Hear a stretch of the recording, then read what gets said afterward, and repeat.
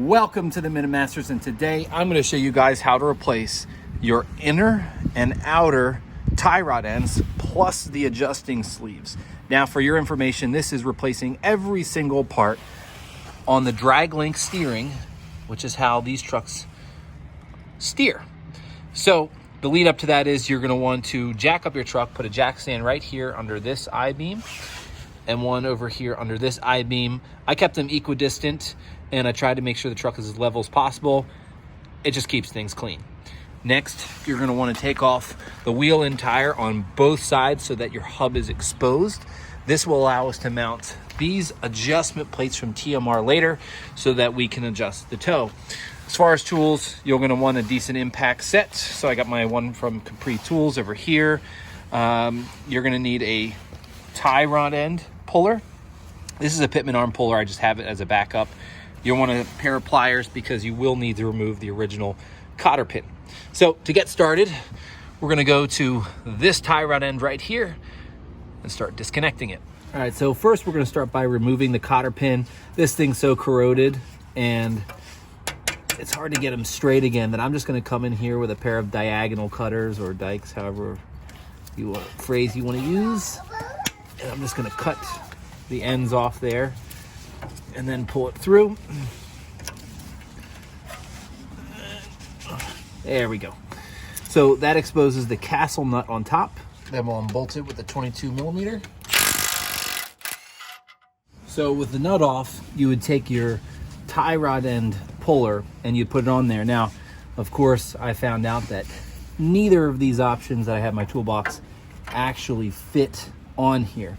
And truth be told, you don't technically need them if you are planning on removing the tie rod and replacing it, because what they're trying to avoid you doing is hitting this with a hammer and damaging the threads.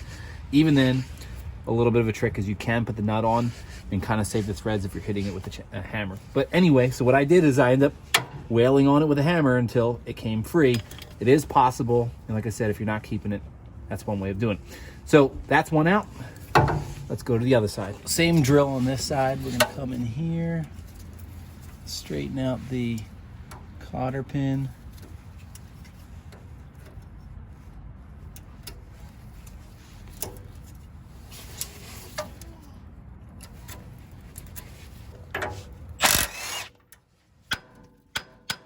Okay, so the last bit that we're going to take off is right here. So this is your Pitman arm and it attaches to your steering box, which is right here. So I've already taken the cotter pin out. My stubby impact up here, and let's go for it. There we go. All right, guys, so I have my Pitman arm puller on here, and you can do this any which way you like. You could put a wrench on here and try to wrench it. I've actually put this 17 millimeter on here with a knuckle, and I ran extensions all the way up under the hood so that I can get up there with my stubby, and we'll see how that works out. All right, guys, so the entire drag link steering has been removed. Now, just as a side note, I didn't undo this one just because if you're taking the whole thing out, it's an unnecessary step.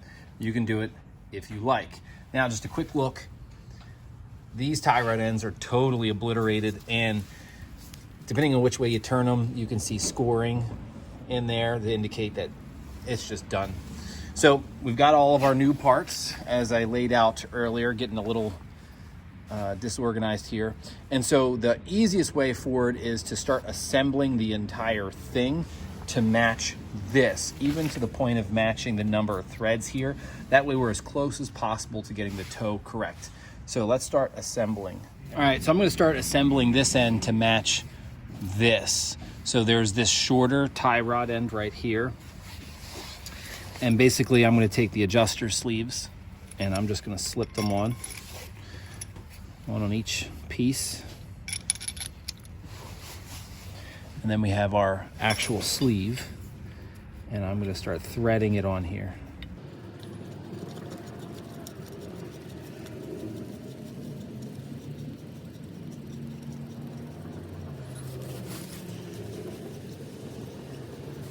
So right here, I'm just comparing the number of threads. So we're roughly in the correct ballpark.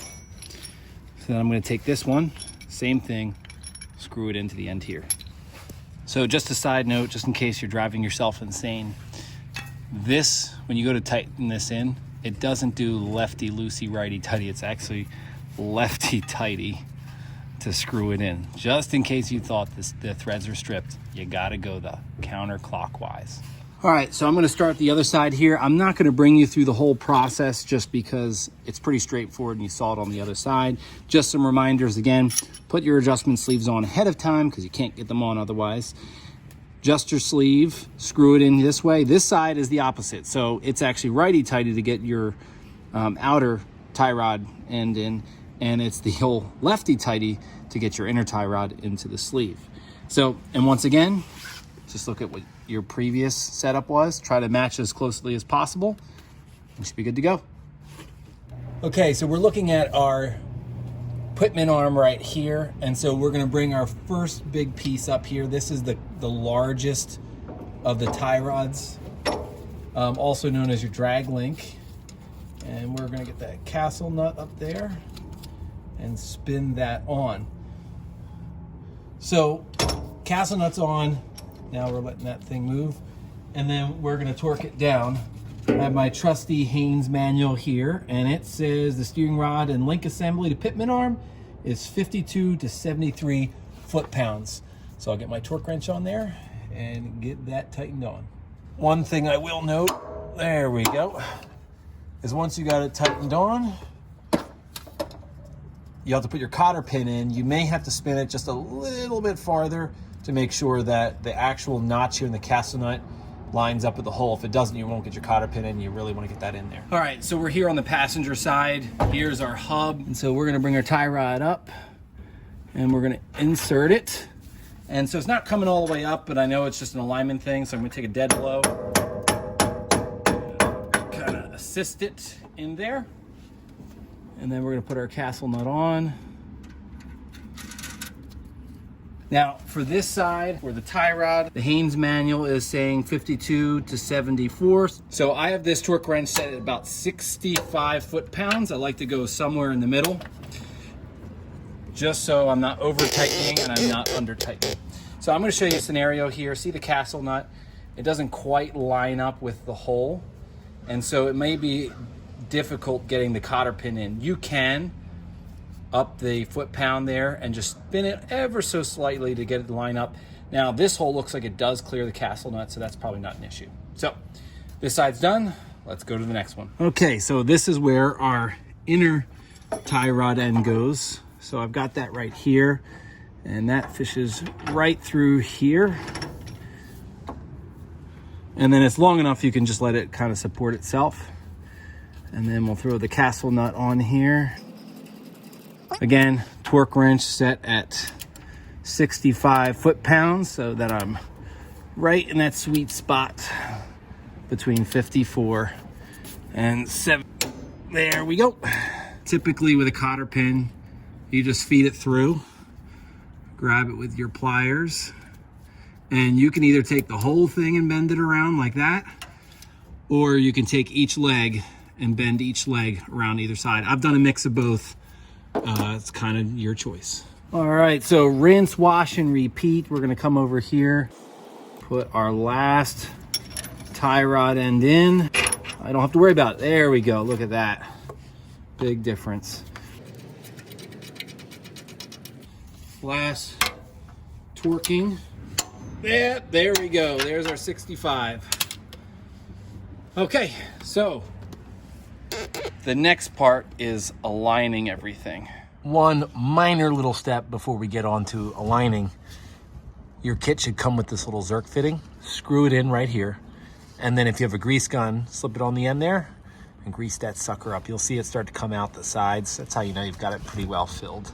All right, guys, we're at that crucial point where we've installed all of our parts and it's time to do the toe alignment. And what a toe alignment is your wheels are out like this, right? And they're probably evenly spaced apart, as you would think. Most cars are towed in, and then some people will tow them out depending on what the application is. And so on this truck, we want to go with an 1/8 toe in, okay? So let's talk about the setup here. I have these toe alignment plates from TMR Customs, a couple guys that run like a custom fab shop out of Canada. Really great stuff for about 75 bucks, I think. You get the uncoated plates, and for like $40 more, you get them powder coated. But they suit multiple bolt patterns, and so you bolt them on right here. You get 2 tape measures. Now I have 2 Milwaukee tape measures. You don't need the same brand. However, you do need to make sure that they read the same. I know there's that video on the internet where one tape measure does not read the same as the other. Well, check them. These both read together evenly. So this is the side. Let's jump over here.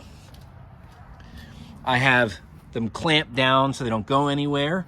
And then jacking up, okay? So you normally in a alignment shop, they're on plates, the tires stay on. It's a way better setup, of course. But out here in the DIY world, I put one jack stand there and one there. And I put them out as far as I could place them. As you look there, it's kind of just past the bolt that joins your beam and your radius arm. And the reason for that is I want all the weight of the truck sitting on the suspension, so it's just like it would be if the wheel and tire assembly were mounted on there.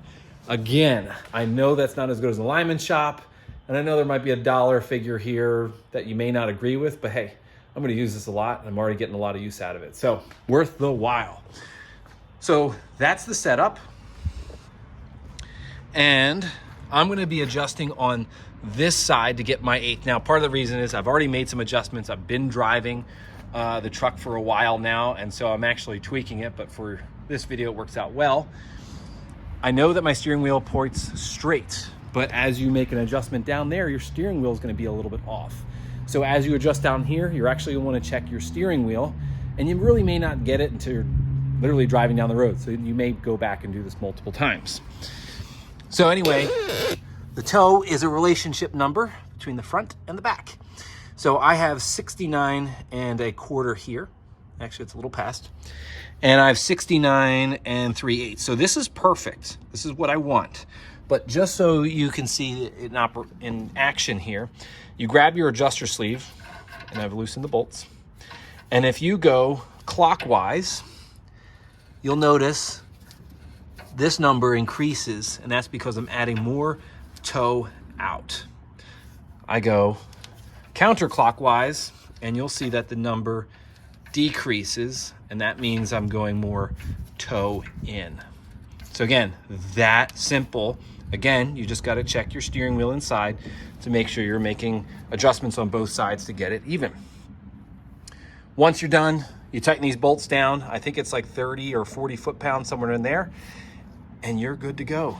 Go slap on your wheel and tire assembly, hit the pavement. If you need to make adjustments, come back and do it. Otherwise, guys, that's all for me. See ya.